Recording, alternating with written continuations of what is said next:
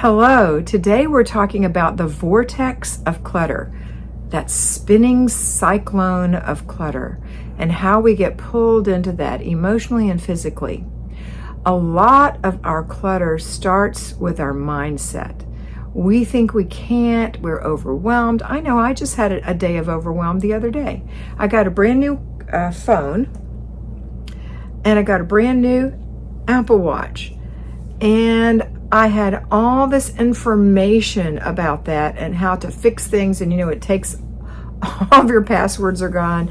It was overwhelming to me, and it caused me to be angsty. And that is a vortex that you get pulled into because you just say, you know what? I'm going to be peaceful. I'm going to take this one little thing at a time. But instead, our nature is to get pulled into it.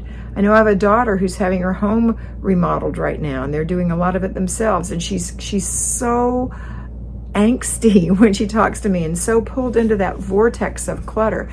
So I want you to know that it is something you can avoid by changing the way you think about it.